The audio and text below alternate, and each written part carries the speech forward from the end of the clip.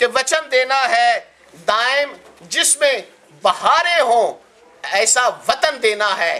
दायम जिसमें बहारें हों, ऐसा वतन देना है। और बारिशें सुख की बरसे जहां खौफ ना हो, बारिशें सुख की बरसे जहां खौफ ना हो। अपनी नस्लों को हमें ऐसा वतन देना है।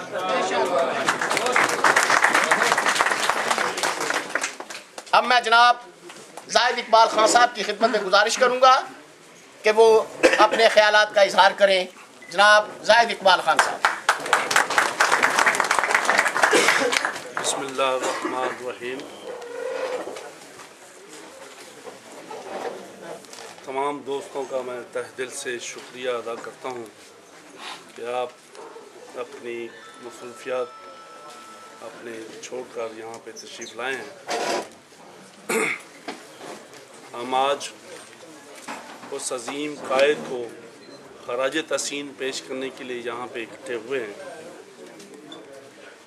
जिसने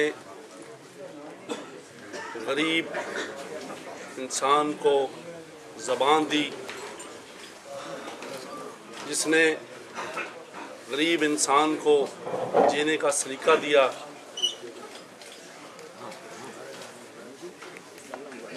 उस अजीम लीडर का नाम रहती दुनिया तक कायम दाम रहेगा।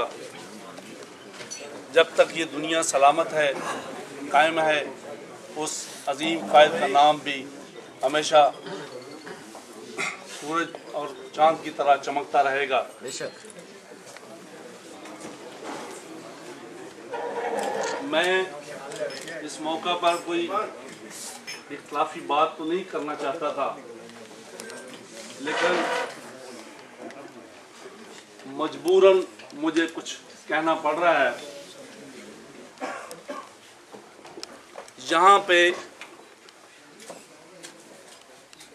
ऐसे लोगों ने भुट्टो साहब के नाम पर आकर अपने ख़ानदान के ख़ानदान यहाँ पे आकर आबाद किए और उसके नाम का सदका जारिया कर खा रहे हैं।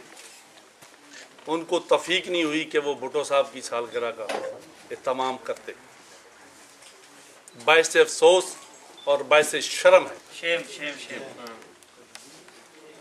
अपनी खुद साख्ता लीडरी के लिए तो बड़ा टाइम होता है उनके पास, बड़े तमाम किए जाते हैं अपनी झूठी शान के लिए, उस शान के लिए जिसका कोई सर पैर ही नहीं। कभी अपने आप को खुद साख्ता मशीर बना लिया जाता है, कभी अपने आप को पता नहीं क्या कुछ कहते हैं। मैं आप तमाम दोस्तों को ये बता देना चाहता हूँ कि झूठ के कोई पाँव नहीं होते। अगर किसी शख्स को कोई मशीर बनाया जाता है, उसका भी कोई क्राइटेरिया होता है, उसकी एजुकेशन देखी जाती है, उसकी तालीम देखी जाती है। मुझे तो नहीं समझ आई कि जो शख्स अपने आप को दावा करता है कि जी वह मशीर हूँ, मैं फलां हूँ, उसकी तालीम क्या है। कभी स्कूल की तो शक्ल नहीं देखी आपने, आप अपने आप को मशीर आला बनाते हैं।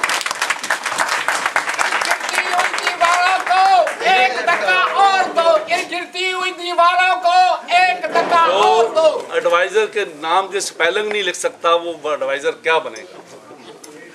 यार कोई बात इंसान को ऐसी करनी चाहिए जिसका कोई अहल भी हो, उसके मुंह से जचती भी है।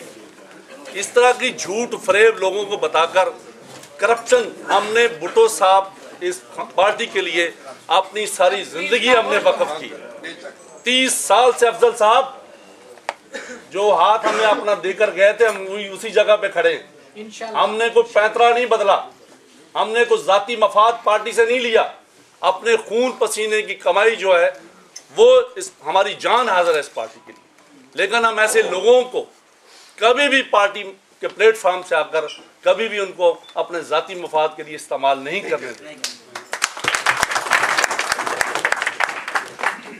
जनाब, पहले तो आपको कुछ फ्रेंडली अपोजिशन का सामना रहा।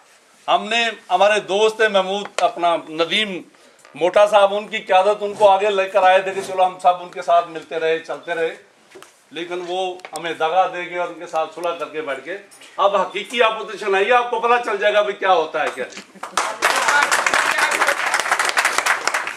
हमें सारी जबानें आती हैं बोलनी, जिस जबान में भी तुम बात करना चाहते हो हम उसी जबान में तुमसे बात करेंगे। जो शख्स पार्टी कारकुनों की इज्जत नहीं कर सकता वो अपने आप को किसी ओहदे का कायल नहीं खुलवा सकता। पार्टी जो होती है वो वर्करों से चलती है, पार्टी जो होती है वो दोस्तों से चलती है। जिस शख्स की वफा है ही नहीं है किसी के साथ, जिस शख्स ने भी उसके साथ वफा की उसको ही डंग मारा उसको। तो लिहाजा बात करने से पहले या अपने आप को ये फोटो सेशन छपा कर ये करके अपने आप को ये इस तरह के फोटो सेशन जो होते हैं वो टॉयलेट के पेपर के इस तरह के होते हैं, उनकी कोई अहमियत नहीं होती। हम कभी भी हरगिज़ इजाज़त नहीं देंगे किसी को कि भुट्टो खानदान ने इतनी कुर्बानियाँ दी हैं उनके नाम पे लेकर करप्शन की जाए, लोगों से पैसे बटोरे जाए। ये यकीन करें बिल्कुल झूठ है, फरेब है। बहुत से लोगों से भी पैसे लिए, यहाँ पे स्टेज पे भी मेरे पास दोस्त बैठे हुए हैं जिनसे करप्शन के लिए पैसे मांगे गए थे, उन्होंने नहीं दिए। ये वैसे शर्म बात है।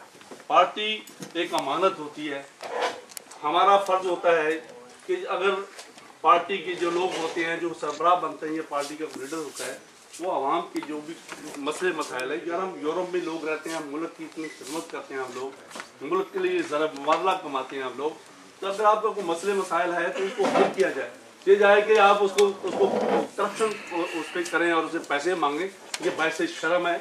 हम इसको कंडम करते हैं इस चीज़ को, और ये चीज़ें जो हैं भाई इस तरह नहीं चलती। पार्टी इत्तेहाद और उसके साथ चलती है, सब दोस्तों को साथ लेकर चलती है। लिहाजा मैं ये थोड़ा सा ज़रा किसी को बदहज़मी थी उसके लिए मैंने ये चंद अल्फाज कहे हैं। उम्मीद है इंशाल्लाह आइंदा उनकी तबीयत जो है ना वो सही रहेगी। तो मैं इसी के साथ शुक्रिया अदा करता हूँ। Thank you.